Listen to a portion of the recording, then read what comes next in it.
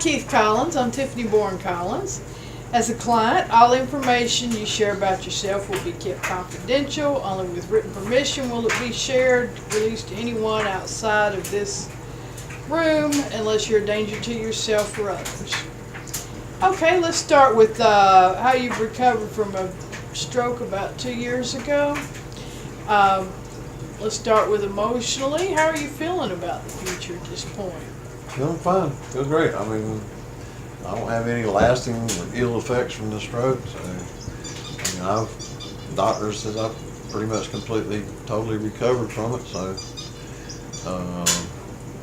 feel great. I mean, I feel like I can pretty much do whatever I need to do or what I want to do. Your judgment and your perception came back? Yeah. I never really lost it anyway. I mean, it was not a severe stroke. So, I mean, it was a mild stroke. So it wasn't where I was going to, any kind of debilitating side effects were going to be lingering. So physically, how are you doing? You've regained the use of your hand, obviously. Anything else? I mean, the only problem I have now is my shoulder, and I've just learned how to work with that. Okay. So you feel pretty hopeful about the future. You seem to have recovered physically and mentally from the stroke. Now that you're not an over-the-road driver anymore, you've had a couple changes in your life. One, you started going back to the church. Tell me a little bit about that. Yes, ma'am. I've become a member at Crestview Baptist Church. Taking an active role in the church, trying to going through a discipleship class and I'm also involved in the choir, which is something that's part of my life that was missing. And I mean, that was something I wanted to get back to anyway. So now that I'm not over the road, I'm actually home, I can actually manage to do that. So that's something you didn't have time to do all the years that you were on the road. Oh no, not when I'm gone. Not when I was leaving and being gone for a month at a time. And I mean, the only time I was home was not. I mean, I basically 2 or 3 days after being gone for a month. So I just didn't have time for it. So that's one positive change that came, and then you took a part-time job that turned out to be better. Tell me what's going on with that.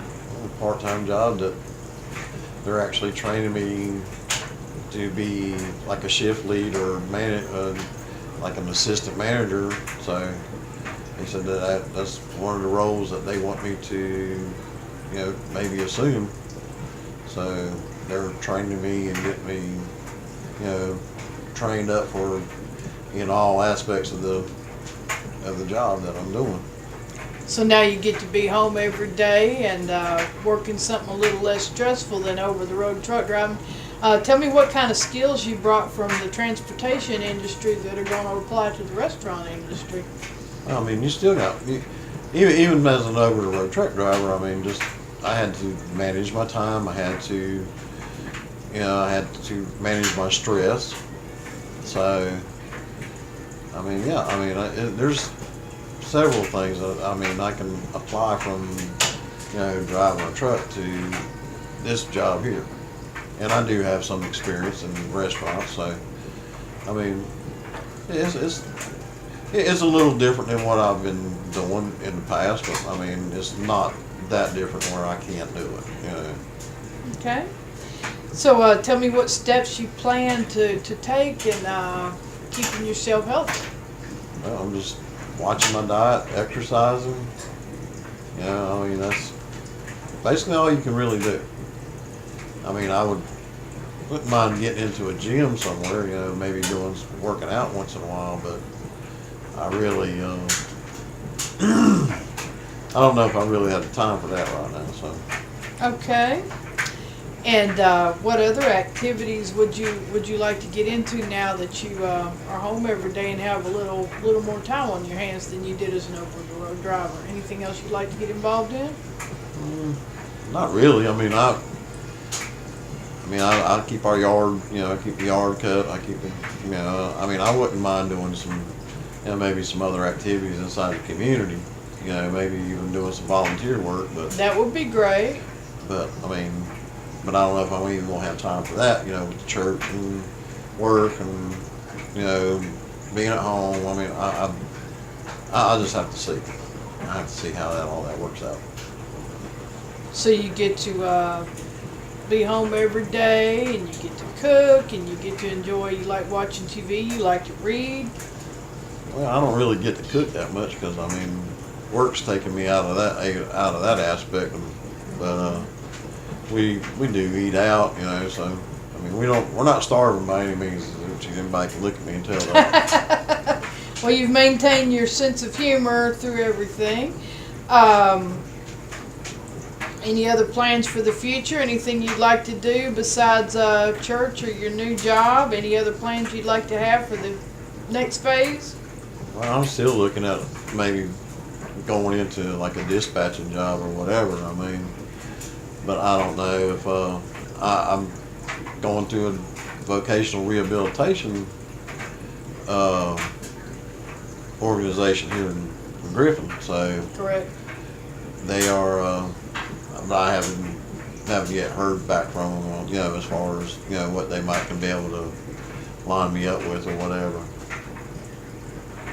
So you seem to be hopeful about everything. You recovered cognitively, physically. You're doing better spiritually if you've joined a church. You're doing better vocationally if you found another job and actually started moving up in it.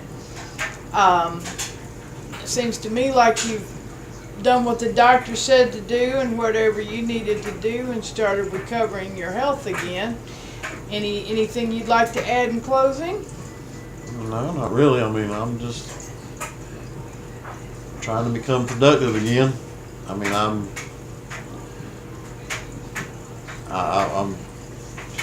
still much too young to sit there and not be working, so Absolutely. I want to be productive. I don't want to. I mean, sitting here just is pretty much kind of what put a lot of weight on me. So I mean, I got to be a little more active now. So, but like I said, I feel positive. I feel confident that I can do what needs to be done. Well, great. You continue to stay in good health, and anything you'd like to add about recovering from a stroke or getting back on your feet after, I guess, any catastrophe? No. I mean, basically, it's just doing what you set your mind to do.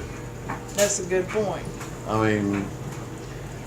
mean, sometimes we all have some things that we have to overcome. This was a physical thing that I had to overcome somewhat, you know. So, I mean, it was just. So I'm like I said, I'm working with it, and there's only very slight residual side effects that's left over from the stroke. So I mean, I was very fortunate because it was very mild. So I mean, I'm not having to try and recover like some people have to go through months and years of rehabilitation and stuff like that. So You were fortunate. You seem to be very grateful that the damage was minimal and not permanent. So you have put your life back together, and anything you'd like to add real quickly in the spiritual aspect? What do you think about? I mean, my spiritual life has been it's coming back around to where Yes. I can actually be involved in what I want to do spiritually, and as far as the church is concerned. Well, there were some positive things, I guess you could say, that came out of a bad experience. Well, yeah, I mean, there's always, even in the darkest moments, I mean, you can still find the light somewhere. Well, that's good advice for any situation, for anybody facing anything, whether it's physical or emotional or any other sort of life change. But I appreciate your time, and I hope that you pass along this knowledge to other people. Well, I mean, if I get the opportunity, I will. Okay? Well, thanks for your time. Thank I you. learned a lot talking to you today, but you continue on your journey to healing. All right, thank you. Thank you.